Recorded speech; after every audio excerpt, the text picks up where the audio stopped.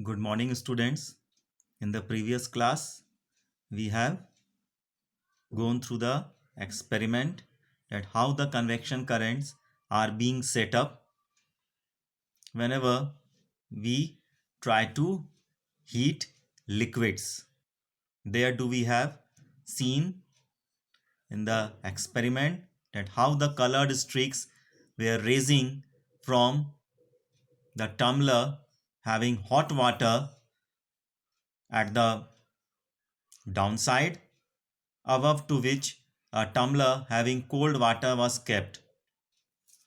So today we'll discuss more about the convection currents with the help of certain more experiments. Let us first of all have a look regarding the paragraph.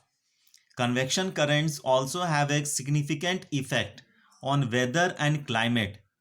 So these mode of heat transfer, it is having a significant effect on the weather and climatic changes.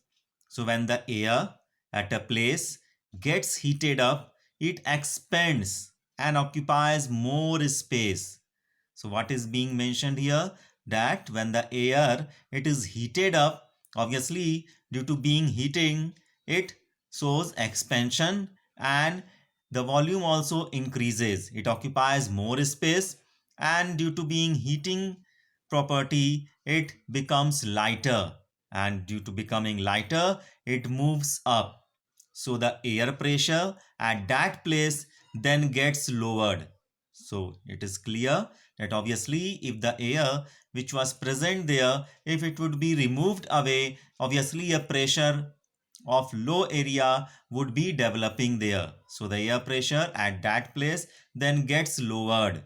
So hence air from surrounding places rushes it to take the vacated place. So the air from the surrounding places means wherever the region of high pressure is present, the air will rush from that area to the area where the pressure of air has lowered down. So this sets up convection currents in the air leading to winds and storms. So let us will try to understand once more through the help of some other experiment. First of all, take a quick look what we have to take. We have taken a glass tumbler, a candle and an incense stick. But do not try to do these experiments at your home. So what we have to do, as we will burn the candle that we have kept at the bottom of the tumbler, and we have to put on the incense stick also. So might you may consider, whenever you will burn the incense stick and you will keep it any place, always the smoke it would be raising above. It would be raising above. And as in the situation do we have created here, that we have kept a candle inside the glass tumbler and we have put an burning incense stick near to the side edge of the glass, what we will observe, that the smoke that was raising above, instead of going above, now the direction of the movement it would be towards the downside. Why it is so? Because the air that is being heated up over the flame, candle flame, it is becoming lighter, and due to becoming lighter, it is being raised above. And as it is being raised above, an area of low pressure has been developed here. See, area of low pressure has been developed here.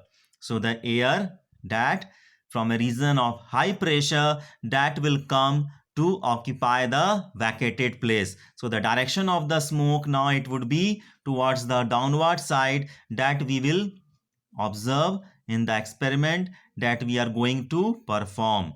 But again my request that do not do to try these experiments at your home. So in the experiment we have taken a glass tumbler, within that a burning candle we have kept it, and we have taken an incense stick. You may see, as I have kept this incense stick outside, the smoke is always rising above.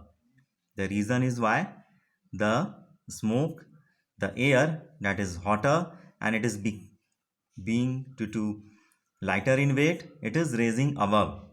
But if we come to the situation that within the glass tumbler we have kept an burning candle, and we have to consider the situation that the air present above the candle flame is hotter and it would be raising above, and the air, due to removed away from that particular vacated place, that we'll see how that the air would be rushing from a region of high pressure to a region of low pressure. So let's see in the experiment what happens. As I move this incense stick towards the edge of the glass, you see that where the smoke, it goes down.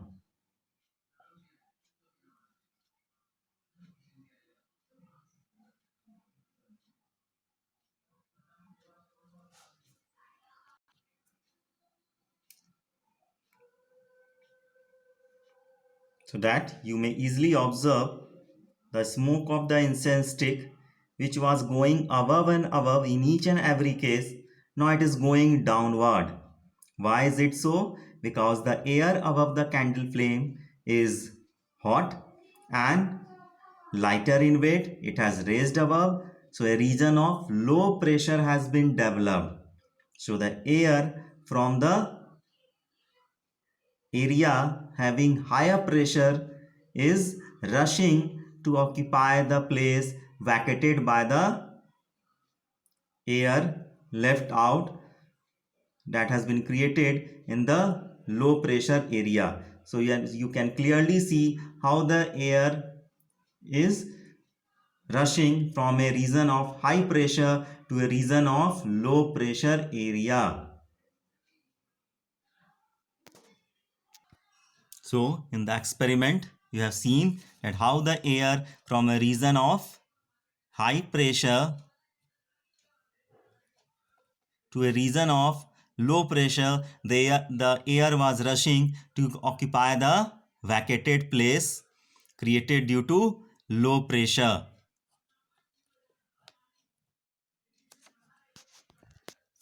Now we'll enter the next topic, that is global wind patterns.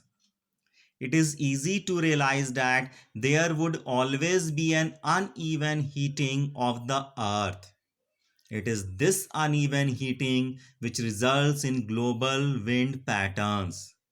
So first of all, we have to understand the meaning, that what do we mean by the uneven heating of the earth. So what do we mean by uneven heating? Let's first of all try to that part. We know that our earth is having different types of components. It is having at certain areas land surfaces, certain parts it is having water surfaces. So during the daytime they are getting the sunlight and they are being heated up, but the heating property, the mode of heat transfer would be the same, but the temperature that would be raising, it would be differently in different parts all over the world.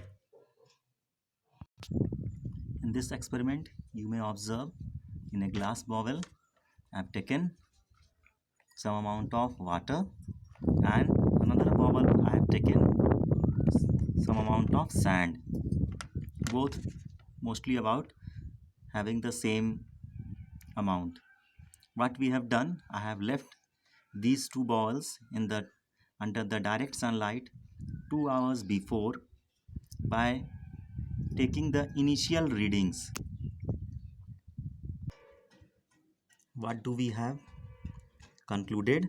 That the temperature of sand, it was 35 degrees Celsius, whereas the temperature of water, it was around about 27 degrees Celsius.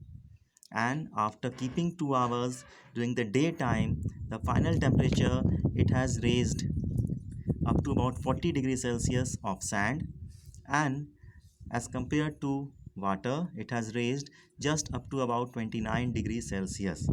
So what do we may conclude? That the temperature which has raised in sand, the difference is there is of about 5 degrees Celsius, whereas in the case of water only about 2 degrees Celsius temperature has raised.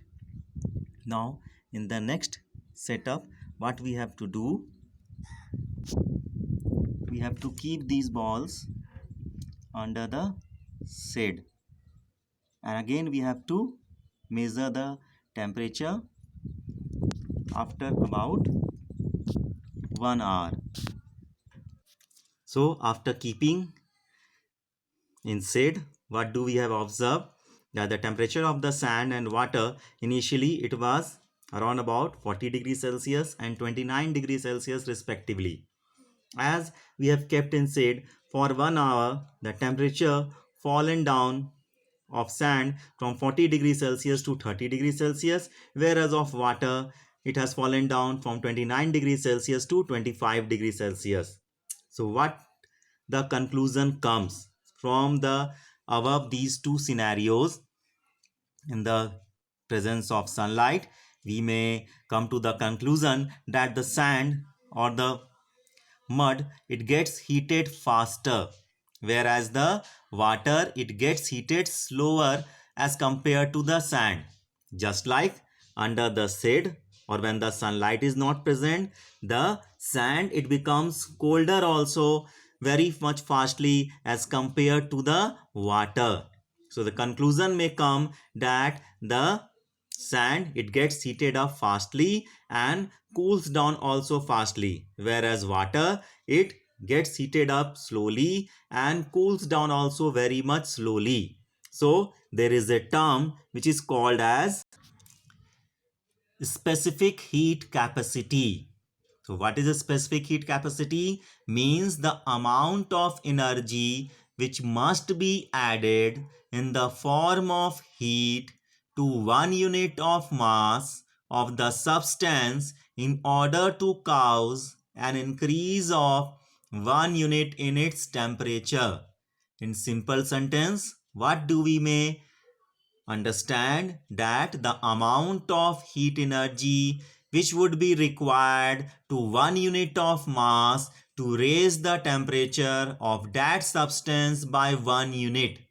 So simply from the experiment it is clear that the specific heat capacity of water is more as compared to sand.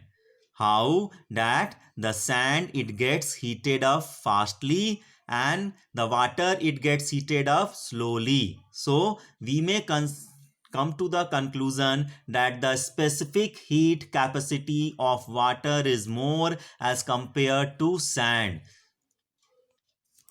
So this specific heat capacity it causes uneven heating of the earth, means the water surface and the land surface they are heated unevenly in the presence of sunlight, and also they radiate out the heat also unevenly when the sunlight is not present within the surroundings. So in the next class, we will discuss about the global wind patterns, that how the wind it blows in which direction in a proper way. So till so far here, thank you. Have a nice day.